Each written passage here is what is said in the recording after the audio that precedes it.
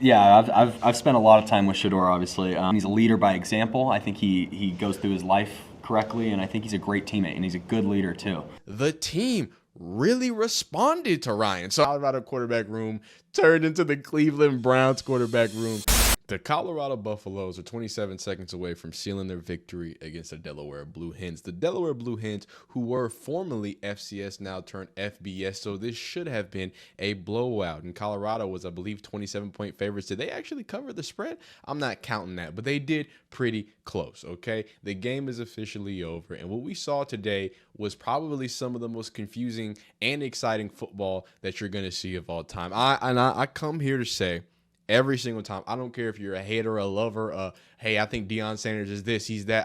I tell you one thing, Deion Sanders makes entertaining football. So let's get into it. Look, the story of the show, if we're all going to be honest, right? Obviously 31-7, but Mr. Ryan Staub, is he the real next big deal out there in Colorado? Look, yeah, I made a video. I literally made a video yesterday. And Ryan Staub made me look a little dumb because I made a video. I was jawing about Julian Lewis because, you know, Coach Prime said, hey, Julian Lewis is going to get some time, right? So let's talk about the game. Let's talk about how things went, and then we're going to talk about Mr. Ryan Staub. We're going to learn more about Ryan Staub. As you saw in the third quarter, he took over. He had within 10 plays, 3 different touchdowns, 157 yards, 5 for 8. Like, he was on fire. He connected with Sincere Brown. More importantly, he was throwing up the wrist. More importantly, Shedeur Sanders is stamping Ryan Staub. I told you, dog. And now, if you've been watching my channel for a long time and in the offseason, y'all know I mess with Ryan Staub. Everybody messes with Ryan Staub. And the thing that you saw a lot was the team really responded to Ryan. So hey, if you're Coach Prime and you had a Caden Salter who performed in that first game against Georgia Tech, okay, right? It was decent, but you missed a lot of things. You left a lot of things on the floor. You could see a lot of frustration from the wide receivers and the team as a general, right? Julian Lewis comes in again. It was more about experimentation. He's 17 years old. You know, he's the young gun, USC commit that flipped over, 5-star, great story. He burned out 3 and out, and that's okay. Again, he's a 17-year-old. Like, it's fine.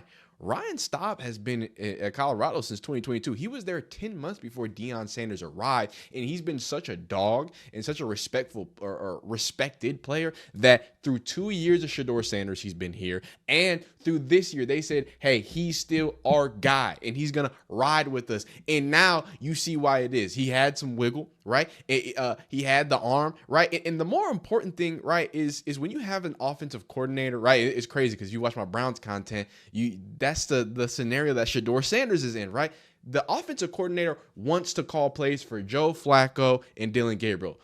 Shedeur is just a good side piece. And we talked about this, not in that, well, crazy pause, but that's what Caden Salter is. Caden Salter was brought in, if you're watching the offseason, to patch one of the biggest problems for Colorado, and that is the fact that they were undynamic in the run game. So how do you become dynamic in the run game? You add another runner, that being the quarterback. That's the selling point to Caden that was going to make him dynamic. Even though he can push the ball down the field, he's done that. He's shown that he can do that at Liberty. He even showed that a little bit at Georgia Tech. So some people called him to play the play calling. Other people called him to play, hey, is Caden Salter just missing these plays and not pressing it well in coming into a 2-minute drill? And can we all agree that everybody was cute? I was confused. You let Caden in, hey, he gets you 10 points, cool. Julian Lewis gets in there, he shits the bed. All right. Now, was it a good thing to pull Julian Lewis? Yes, because I think the lights were too bright for him. He wasn't doing what he did. You got to see some stuff. You got to see some good throws. But at the end of the day, y'all are only up 10. You brought Ryan Staub in with like 50 seconds. And by the way, USF just bombed Florida. Florida is awful. And Clemson, you better beat Troy or I'll make a video right after this. Anyway, Ryan Staub with what, 50 seconds left? With like 50 seconds left on the clock, methodically marches down the field. Gets them not 3 points, a touchdown. So not only was Ryan threw into the game, he was thrown into the game for not a 2-minute drill, a 50-second drill in which he got 6 from. Then comes out on the next play. How about 70 yards to Sincere Brown? He was scoring in 10 plays. He scored 2 touchdowns. He was the electricity in this offense. If you look at the box score, Ryan Staub, 7 for 10, 157, 2 touchdowns. Now, Caden Salter, 13 for 16, 102 yards. He didn't do bad at all. He got, those 2 scoring drives. Caden Salter looked a lot more comfortable. However, and this gets to some of the negatives, right? We're going to talk about this and then, of course, get into Ryan Staub and who he is. The real question, and you've heard the saying if you've been watching football, if you have 2 quarterbacks, you have no quarterbacks. I'm sorry, JMU. I saw that funky little 2 quarterback system. It was fun, but does it result in wins? I don't know. Now, again, Coach Prime was open about, hey, this game, I want to see Julian Lewis.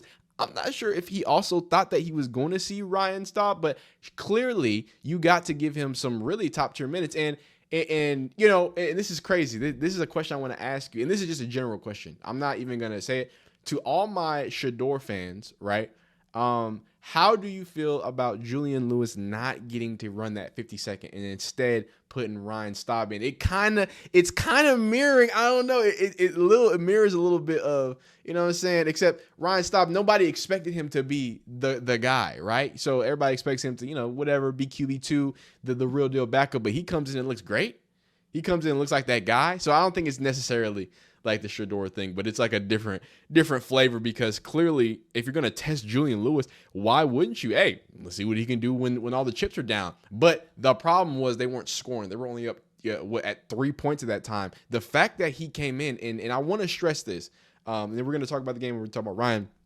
He didn't just come in and, score touchdowns. No, the team looked different. The offense was clicking. It felt like when things were open, he was hitting them and he was on time. So as much as Caden Salter was good and it was better, you could see that. You see that he's just a Band-Aid that was supposed to fix a run game. And sadly, I don't think Pat Shurmur has the play calling to do that. I really don't think he does. Someone just Shedeur Sanders. He clearly wants somebody like Shedeur who wants to sit in the pocket and throw vertical and attack the middle of the field and hit those big plays when he needs to. And the good thing about Big Staub is, look, you got so much talent on the outside. People don't know. I mean, Sincere Brown's like 6'5". You got Hakeem Williams, former FSU. You got all the American Conference Player of the Year. What's it called? What's his name? Joseph Williams. Like you got dogs. Taylor has been on a tear, the running back. So the fact that, hey, you just need to be on time. You just need to sit in the pocket and deliver. It makes some questions. So I ask you right now, before we learn a little more about Ryan Staub, who's your QB1? If it's me, it's Big Ryan. Now, and the problem here is what questions. Now, I don't think, look, I hope. Now, this is a different world of college football, so I would be naive to think that doesn't mean that Julian Lewis is looking around, right? But I can guarantee you, in this modern world of college football, when Caden Salter came here for his last year, everybody knew him to be a rental. He won the quarterback draw. If they bench him, dog, it's red shirt. It's y'all gonna have 2 quarterbacks, and that's it. Like I'm telling y'all, I highly doubt, and I don't think that's bad for Caden Salter. It's his last year, and he had a bad year at Liberty. He desperately needed a good year for his NFL stock. If this happens and he gets benched, I will be beyond surprised if we don't see him immediately use his red shirt. If he, I mean, again, he's a 6-year guy, so he's gonna be in college football for a long time. He's gonna be like TJ Finley when everything is said and done. But look, it's about with the team going, and if I could say something about this game, the thing that was the what's it called? The most inspiring, I guess I should say, or if you're a Colorado fan, is that the run game. They kept with the run game. And let's just scratch Caden Salter out of here. 7 carries. Again, it's not about it's about this number right here, 126 yards.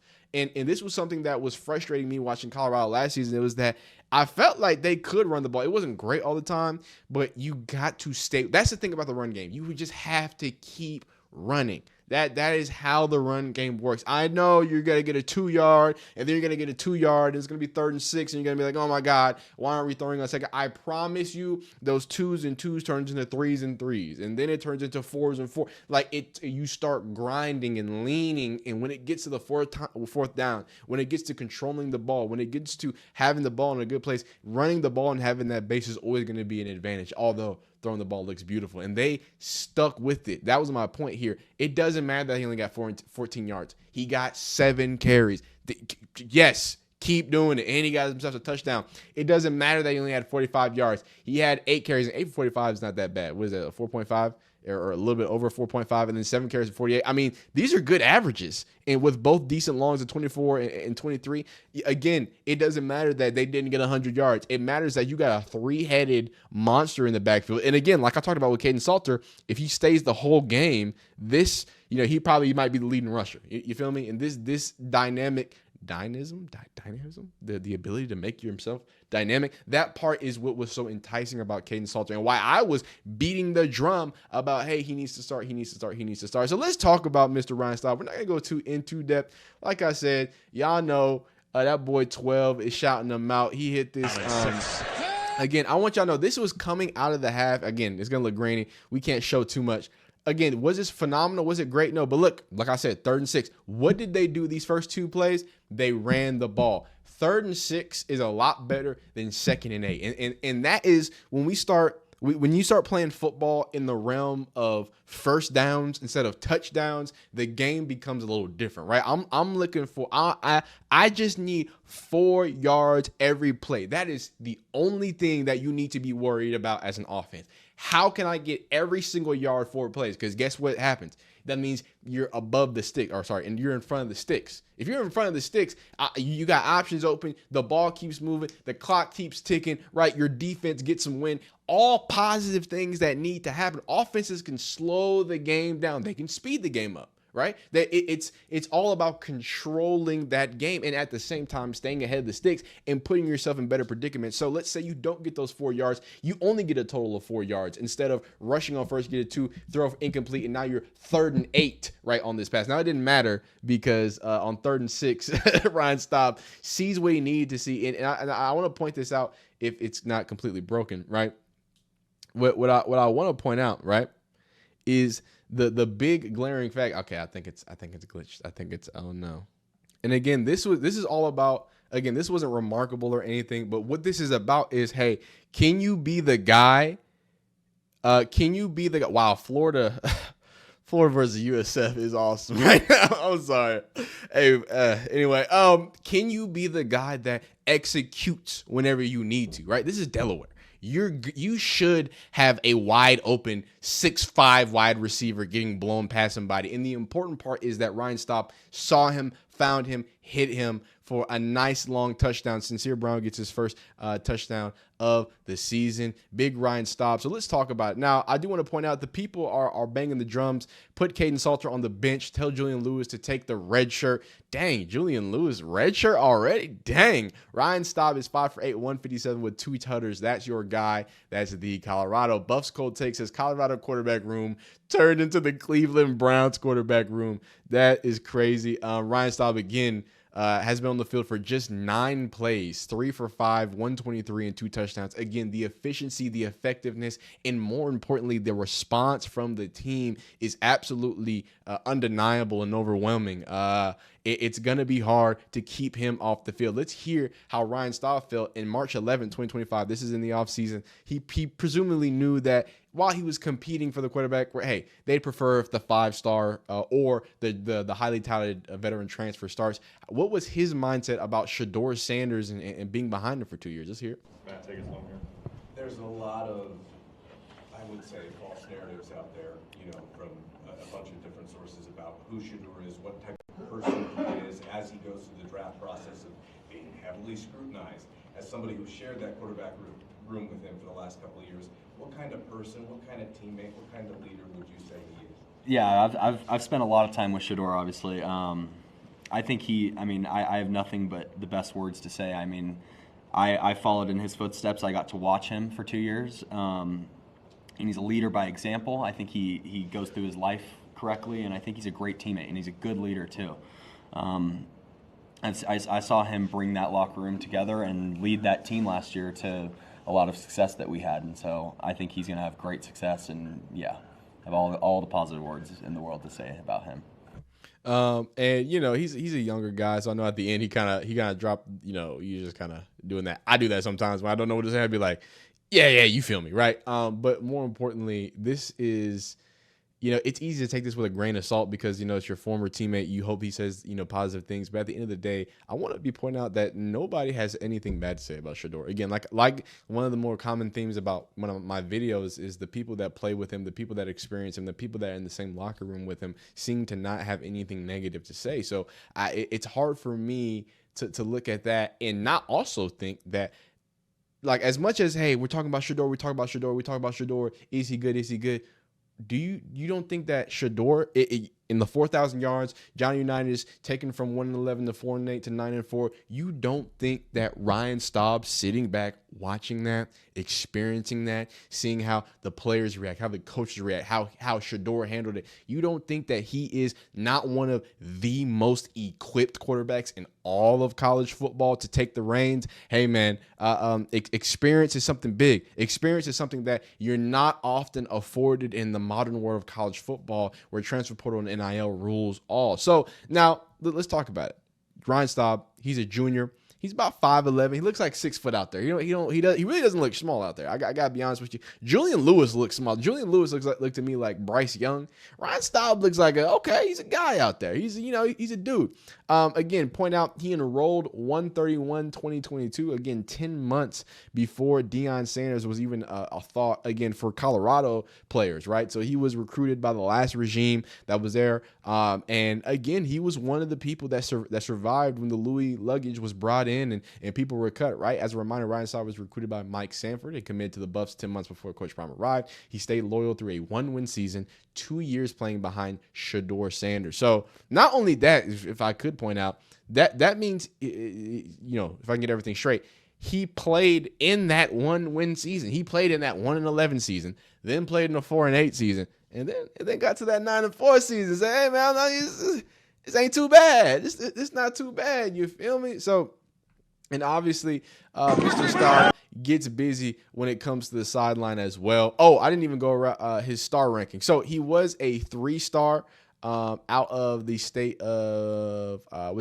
Stevenson Ranch, California. Sorry. And again, what you saw a lot from him, as we were watching the springtime and things of that nature, right, is you saw somebody who, when he got his opportunities, he would make something happen. And like you saw, he can run a little bit too. He's got some wiggle. He's got more importantly, he's got confidence, right? And the team is behind him. That was a good win as a team, but that defense has a lot to figure out. Obviously, Mr. Taylor, he's a dog. I don't know. How do we say his name? I don't want to keep butchering his name. How do you say his name? DeKalen Taylor. He's a dog. He's a transfer out of actually an FCS school too. So he's been an absolute problem. But how do we feel, Colorado fans? Who's your QB1? Again, you beat down on Delaware. People probably expected more. People probably would have expected more from that defense, who let up a lot of yards. And if it wasn't for that big forced fumble, might be singing a different tune. So y'all let me know how y'all feel about Houston. Conference play starts next week. I'm gonna try to finish up this game. And man, if USF beats Florida and if Clemson loses to Troy, I'm gonna be sitting in this spot a little bit longer. But y'all be great, be amazing. Like the video if you like it, dislike if you don't. Subscribe if you like football content, man. We'll see you next time. Peace.